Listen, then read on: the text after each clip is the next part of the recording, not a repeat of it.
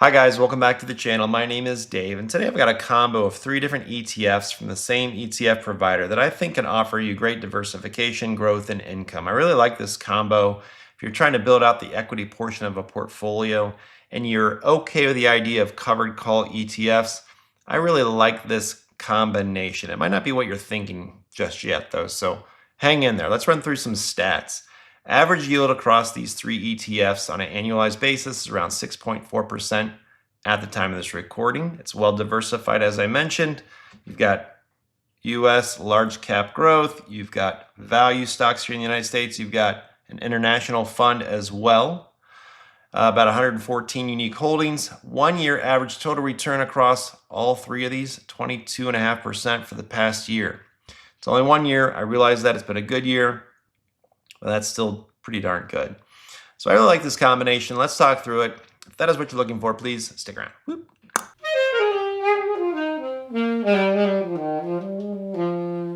So the 3 ETF combo I'm talking about here comes to us from Amplify ETFs. I've talked about these 3 before, but when combined, I think it offers a nice combination of growth and income. So when we start talking about covered call ETFs, a lot of times we're stripping off that income or distributing it every single month. There's not a lot of growth.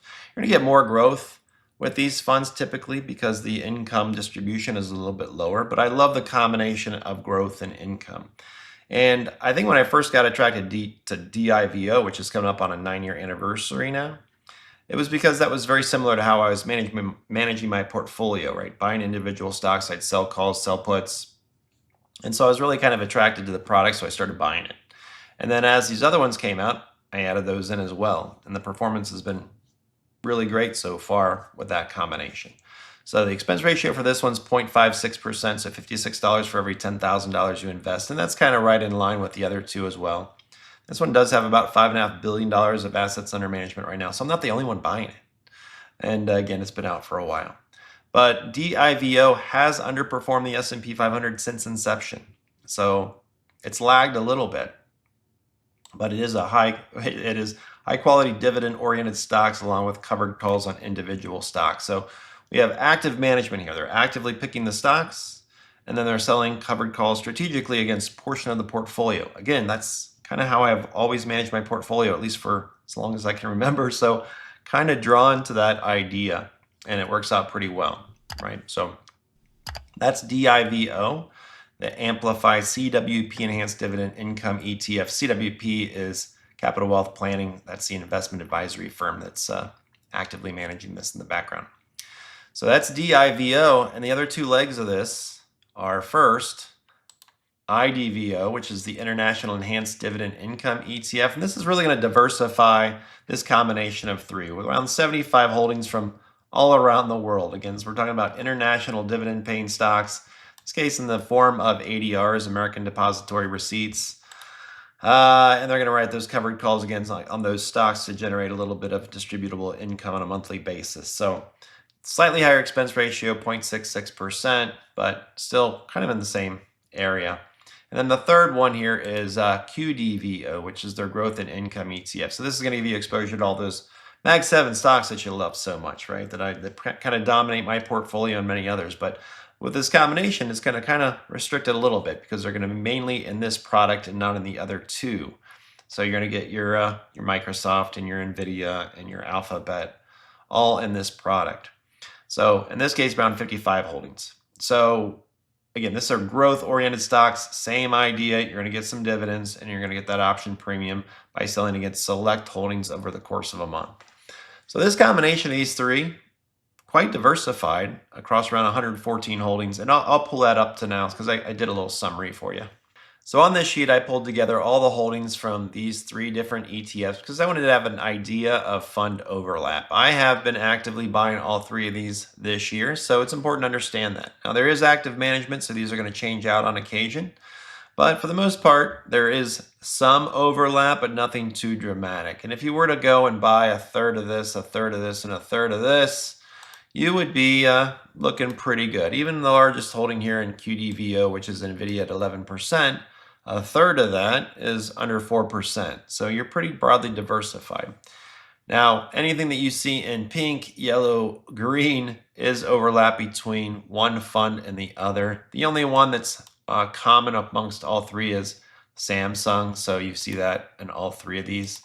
But again, it's a third of this percent, it's a third of this, and it's a third of this. So altogether, probably around 3 to 3.5%. So nothing too dramatic. So really well diversified, well balanced across all three funds when combined. So you've got 27 holdings here, 43 holdings here, and 56 holdings here. And then you have the covered calls, which I eliminated from this just to make it a little bit cleaner.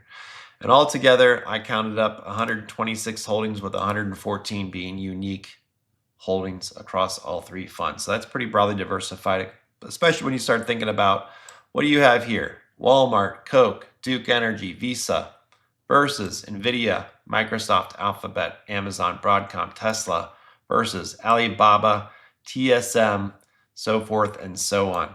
Okay, so really a nice balance between all three funds, in my opinion. And I'll just scroll down a little bit so you can take a little bit closer look at the 0% holding of Philip Morris that somehow they ended up with in this fund.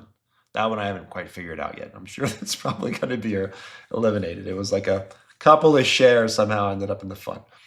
But yeah, as far as fund overlap, looking really solid. So let's look at the performance of these three funds over the past year. It's only 1 year. They're relatively new funds, especially QDVO, but it should give us a sense in the market that we've had over the last 12 months, how these are performed versus some others and why I'm kind of drawn to them. I do like the combination of growth and income. That's why I threw QYLD in here to illustrate what I don't like with that type of fund. So with DIVO, price return only, up 7.5%. IDVO up 24.5%. QDVO up 10.6%. So really IDVO has done a lot of the heavy lifting. International stocks have done really well. Compare QDVO though to QYLD, and you're going to see it's lost 5.7%. No growth at all. Everything's coming out of those distributions that we'll see here when we look at the total return for these funds. So I don't really like that. I like this. I like some growth. And sure, if you want to hand me some money every single month, perfect. Works for me. So let's go to the next slide here. Let's just look at total return for DIVO, IDVO, and QDVO. 12.8%, 32.4%, and 22.5%. Again, short time period.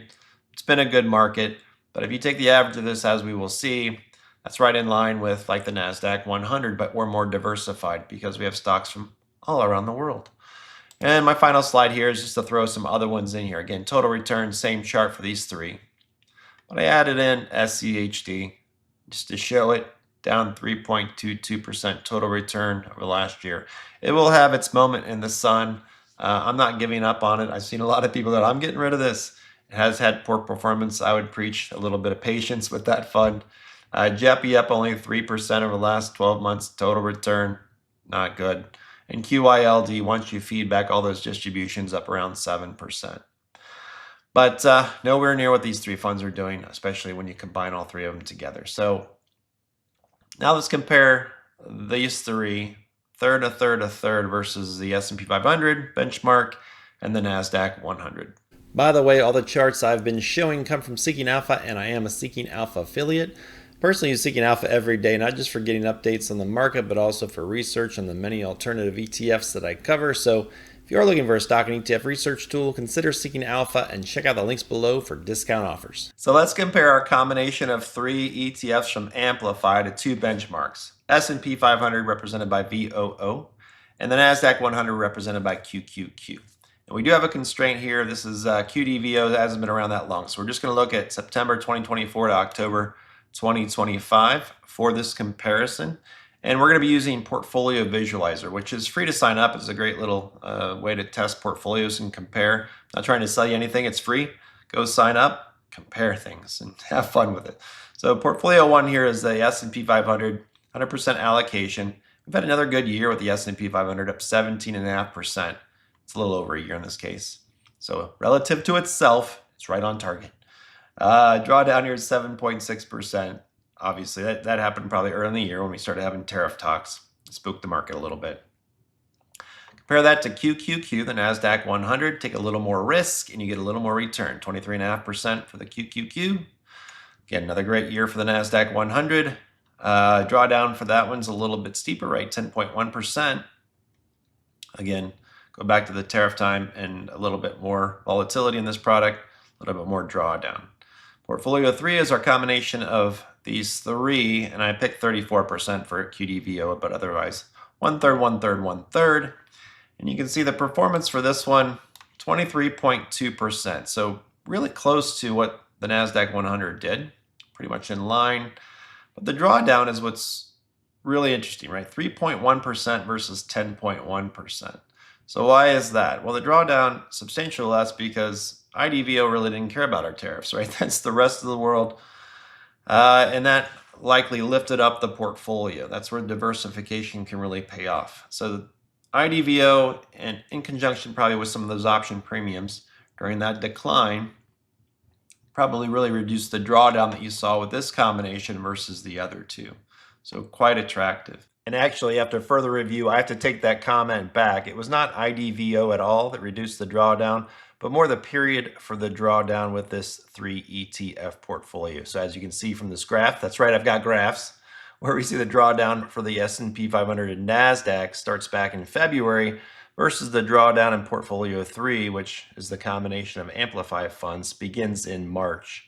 Still, I think this reflects a more stable mix of stocks, at least during this particular period of time. Again, it's all about the graphs. I mean, I have graphs. I have some graphs I can show you. If you pay attention to these patterns here, you can see on the graphs. I made these on my computer. So if you look at a performance summary here real quickly, 10,000 invest in each one, you can see what the ending balance would be.